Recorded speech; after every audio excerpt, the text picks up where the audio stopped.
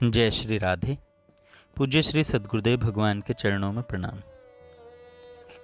पूज्य श्री भाई जी के प्रवचन से एक माता जी ने पूछा, क्या इस कलिकाल में भी भगवान के दर्शन होते हैं? तो भाई जी उनके पत्र के उत्तर में लिखते हैं, मैंने कल्याण में यह लिखा भी था और मेरा दृढ़ विश्वास भी है कि आजकल भी श्री भगवान के दर्शन अवश्य होते हैं। काल का तो प्रश्न ही नहीं उठ सकता, जबकि भगवान सर्वकाल में है। रही दर्शन की बात, सो इससे कुछ ही समय पूर्व के ऐसे अनेकों महात्माओं के चरित्र मिलते हैं जिनको श्री भगवान के दर्शन हुए हैं। श्री तुलसीदास जी आदि के काल में और कुछ ही समय पूर्व के भक्तों को दर्शन हुए थे, तब आज क्यों नहीं हो सकते? अतएव यह दृढ़ विश्वास रखना चाहिए कि दर्शन होते हैं। यह विश्वास सबसे पहला साधन है। जिनको दर्शन में विश्वास ही न होगा, वे इच्छा और साधना ही क्यों करेंगे? मैं बतला नहीं सकता, परंतु मुझे ऐसा मालूम है कि इस जमाने में भी किन्हीं किन्हीं को भगवान के दर्शन हुए हैं। भगवान के दर्शन में कोई साधन वास्तव में कारण है ही नहीं। ऐसी कोई वस्तु ही नहीं है जिसके बदले में भगवान के दर्शन मिल सके। भक्त लोग कैवल्य मोक्ष के मूल्य पर भी दर्शन को, यथार्थ दर्शन को अधिक से अधिक सस्ता ही समझते हैं। यानी मोक्ष का त्याग करने पर भी दर्शन मिल जाएं तो सस्ते ही मिले। यथार्थ दर्शन से मेरा मतलब है दिव्यतम सच्चिदानंदमय, जो ब्रह्म की भी प्रतिष्ठा है। माइक विग्रह के दर्शन सहज हैं, परंतु सच्चिदानंद विग्रह के अत्यंत कठिन हैं। जिस समय भगवान दिव्य विग्रह रूप में प्रकट होते हैं, उस समय ही यथार्थ दर्शन होते हैं। जिनके सामने से अपनी योग माया को वे हटा लेते हैं, इस दर्शन में जो आनंद है, उस आनंद के सामने ब्रह्मानंद भी तुच्छ हो जाता है। इसी से ज्ञानियों के शिरोमणि जनक श्री राम की माधुरी को देखकर प्रेमाश्रु नयनों से पूछने लगे कि ये कौन है, क्योंकि इन्हें देखते ही विदेहराज जनक की दशा कुछ और ही हो गई। इन्हीं बिलोकत अति अनुरागा, बरबस ब्रह्म सुख ही मन त्यागा। सहज विराग रूप मन मोरा, थकित होत जिमि चंद चकोरा। भगवान की कृपा से ये दर्शन हो सकते हैं और भक्तों को हुए हैं, इसमें भी कोई संदेह नहीं है।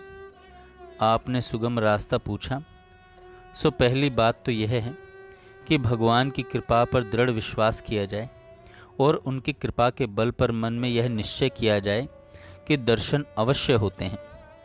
दूसरा, दर्शन के लिए गोपीजनों की भांति परम कातर हो जाना और तन मन धन सबको तुच्छ समझकर केवल दर्शन के लिए ही उत्कंठित रहना।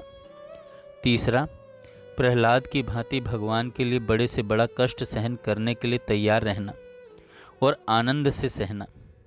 चौथा, भरत जी की भांति ध्यान सहित जप करते हुए निरंतर प्रतीक्षा में रहना। पांचवा, शबरी की भांति पल पल में आतुर होकर राह देखना, भूख प्यास भूल जाना। छठा, उद्धव की भांति प्रेम में मत हो जाना। सातवां, मीरा की भांति चरणामृत समझकर विष पान के लिए तैयार रहना।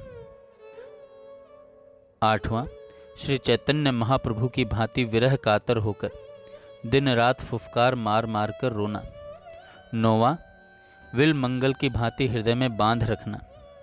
10वां, अर्जुन की भांति अपने जीवन को उनके अर्पण कर देना। इसी प्रकार और भी अनेकों साधन हैं और ये सभी अधिकारी भेद से दुर्लभ या सुलभ हैं। तथापि यूँ तो ये सभी कठिन हैं।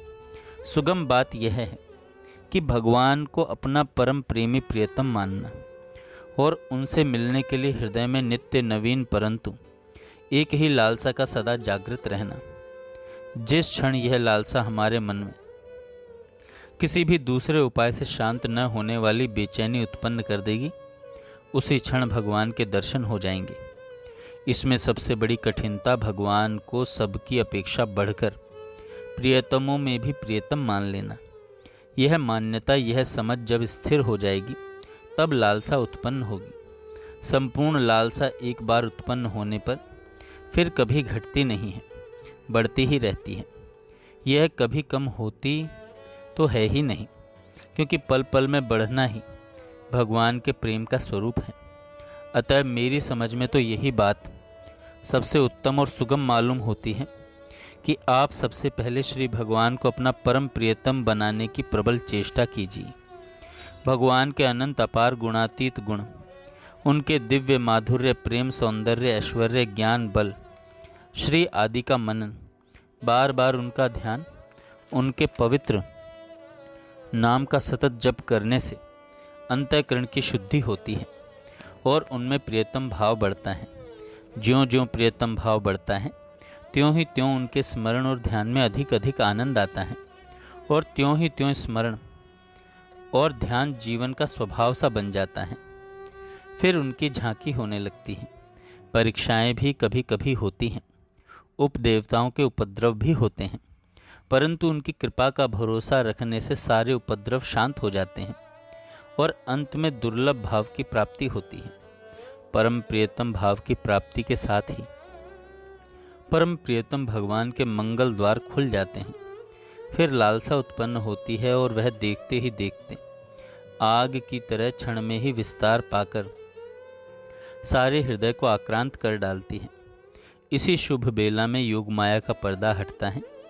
भक्त के सामने भगवान का दिव्य विग्रह अनंत चंद्रमाओं की सुधा भरी ज्योत्सना को, अनंत सूर्यों के प्रकाश को, अनंत कामदेवों के सौंदर्य को, अनंत दिव्य देवों के दिव्यत्व को अपनी दिव्य ज्योत्सना, दिव्य सुशीतल तेज, दिव्य सौंदर्य और दिव्यतम दिव्यत्व से दलन करते हुए प्रकट होता है। दिव्य के संसर्ग में आते ही भक्त का देह, उसके प्रत्येक अंग उतने काल के लिए दिव्य हो जाते हैं और वह फिर दिव्य नेत्रों से दिव्य आंसू बहाता हुआ मंत्र मुग्ध की भांति परम प्रियतम दिव्य अति दिव्य परम दिव्य विग्रह को निरख निरख कर सदा के लिए कृतार्थ हो जाता है। उसकी उस समय की स्थिति विलक्षण होती है, परंतु वह भी कह नहीं सकता, क्योंकि उस समय का वहाँ का कुछ भी मन बुद्धि वाणी से परे का दृश्य होता है।